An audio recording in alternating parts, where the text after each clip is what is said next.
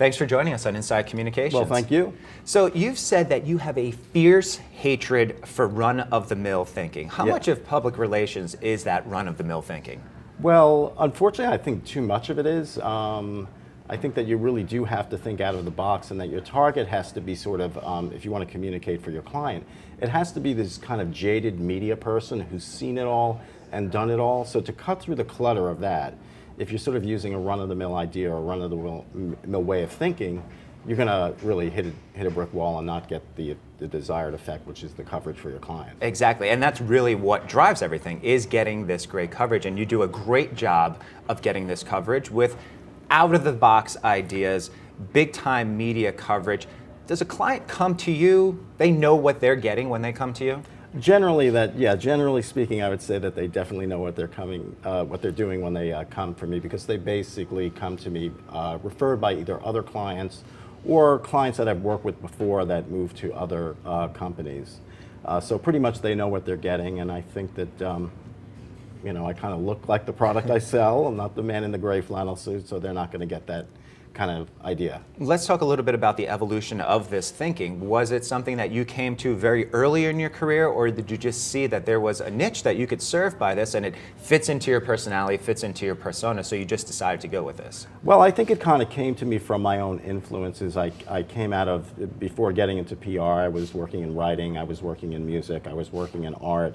So those are the kinds of things that inform the thinking, the kinds of things that I'm interested in. And having success, doing things on an economical way for people, and creating a big success is really what kind of begat the success of the company. So we continue to kind of do that kind of thing. And how is success measured? Is it measured in number of people that come to a specific event, press coverage? How is success measured? Well, obviously it's changed. I mean, for most of my clients, it really is based on the media coverage that we generate and the return on the investment. So a lot of the ideas, my favorite idea is the kind of idea that really is very low budget and high impact and high return on results. An idea that's really a vapor idea that really just creates the media. And what was one of those events?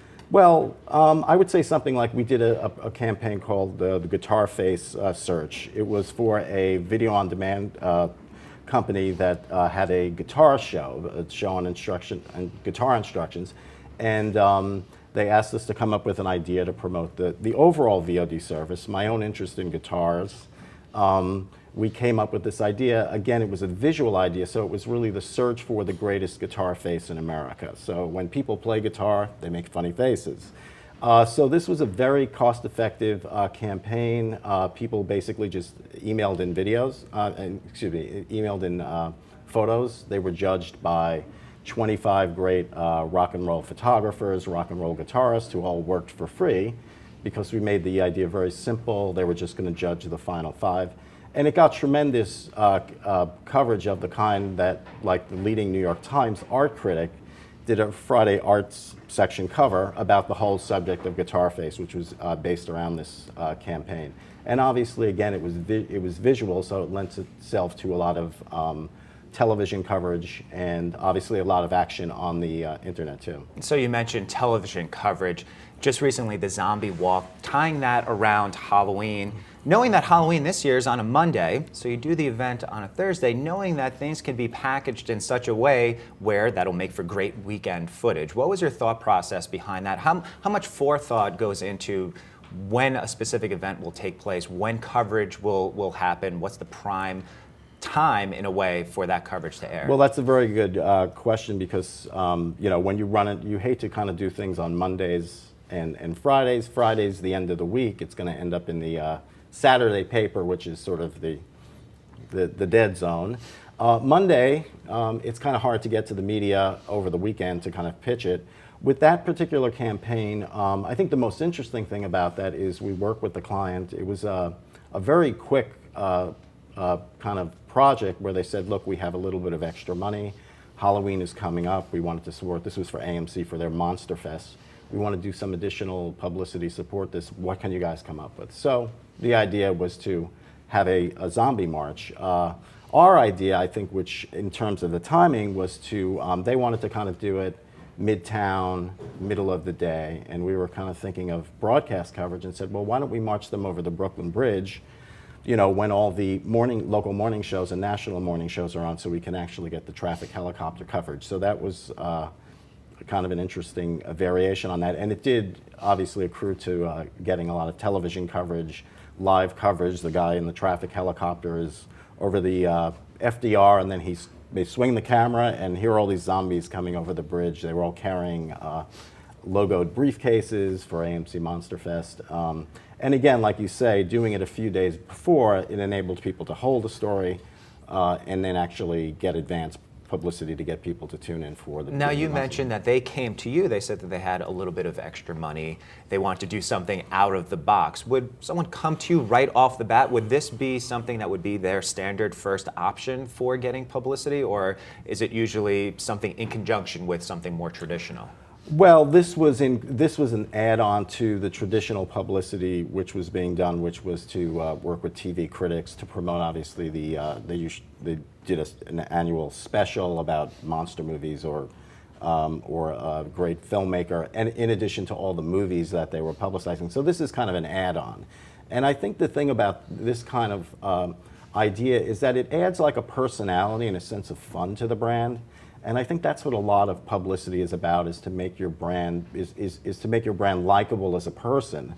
And I share a similar interest. I share a similar worldview with this brand, and that's what gets people to connect to brands. When you're doing an event like this, you mentioned this, what we're speaking about, the zombie walk, taking place in New York, Brooklyn Bridge. What are some of the challenges that you face when you are doing these large-scale events in terms of coordinating with police, permits, TV coverage? What are some of the pitfalls that you've fallen into, or some of the success stories? Well, the thing is that it can always be killed by hard news. So you really want to think long and hard before you spend a lot of money on something, because if you've been around 25 years like myself in this business, you've seen the greatest plans laid aside by hard news. In the case, you can really go one of two ways. I mean, in some events, we actually do it by the book. There's permitting involved, which takes a lot of time and a lot of money. It can cost you $50,000 to get your space, months to get the approval of the proper authorities, versus doing something guerrilla, where we would go lower cost, lower risk, and if we get moved by the police, we move somewhere else, and we just make sure the media knows and can generate their coverage. And you've been awarded with 2 Guerrilla Marketers of the Year awards. It's kind of funny because it's like a lot of these things, I think it's been intuitive. For the first one that we won an award was for a brand called Alizé, and it was a cognac liqueur, Alizé Red Passion. It was a red liqueur, so they wanted kind of an engaging idea. So that particular time, like now, redheads were hot. So basically this was an idea to transform women into redheads, 500 women into redheads a day. We won this award, and we got called and they said, we're going to give you this award for Guerrilla Marketers of the Year. And I was like, well, what's guerrilla marketing? This was like at the beginning of guerrilla marketing, and I think the same thing happened to us with a lot of the viral video campaigns we did. We did a crazy viral video campaign about 5 years ago, one of the early ones, which was the search for the America's most outrageous bird. That bit bird tricks. It was obviously for a pet product. And again, that was another thing where we didn't even know it was called viral video at that time, and just ended up, I think, by being intuitive in the right place where the trends were going in the industry. That term viral video gets thrown around a lot. Sometimes you can't really intend to make a viral video. Sometimes a brand might come to you and say, we want to make a viral video, but there's not really such a thing as viral video. It just sort of happens organically in a way. There's no checklist as to how to make a viral video. Yeah, I think it's kind of hard to, it's a hard thing to manufacture. I think there are people who do it well, but there's an amount of risk involved, and I think to cut through the clutter, you have to be willing to take some chances. And at this point now, it is a much more cluttered field, and it is kind of hard to just, invest, put something out there and make it connect. What's making your life hard now? Is social media making your life easier, harder? Are there more people doing what we call guerrilla marketing now? You mentioned a few years ago when you won this first award, It's just what you were doing. But now it seems like with the advent of social media, YouTube, different social media outlets, that people can do this on a larger scale. Are you finding that to sort of break into some of your business? Not really, because we've always been sort of a scrappy, and proudly a low-budget operation. I think I run a small business. I've run a small business for many years, so I have that mentality, and I have that mentality also when I spend my clients' money. And maybe that comes from working with people like Roger Corman, who I work with on Monster Fest. But I think it's great that more people are empowered to do this kind of work. And that people are more open to these kinds of ideas. So I don't see that it's really impacted my work, and I think the kinds of things we do have only been amplified by the presence of Twitter and Facebook, because great publicity, great videos are just, obviously they go viral, they're shared, and you have a much bigger impact. And clients really look at, as much as they look to traditional kinds of publicity as perhaps being an end, or to some degree less important, I think a lot of getting a hit in the Times or something on CNN or whatever, that's going to really spread through the viral world too. Before I let you go, I have to touch on Roger Corman. He has just such a great tree of filmmakers and creative people that have come out from all the work that he's done, everyone from Ron Howard to you. Right. What were some of the experiences that you had with him? Well, Roger Corman, I actually got hooked up of doing one of my AMC Monster Fests, which may not have been the year with the, I think it was the year that one year we gave away a makeover for a house. It was basically to take your house and turn it into like, Hollywood standards. So it was the person who did the makeup from Terminator, the people who did the sets came down to the winner's house in Texas and built an extra floor on it, had mechanical rats running around the yard. 5 days of intense coverage, the helicopters and everything. But Corman, I think it's really,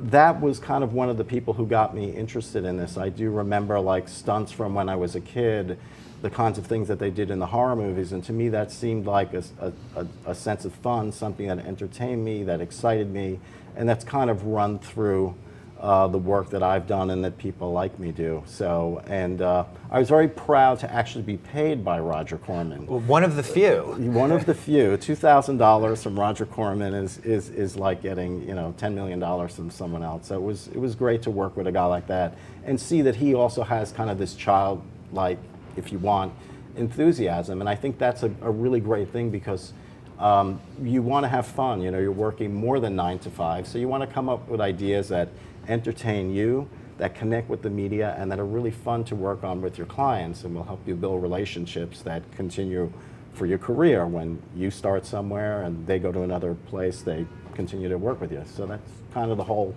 philosophy. And that's certainly a philosophy that you've espoused and certainly put into great effect and great success. Thanks for going inside communications with us. Thanks so much.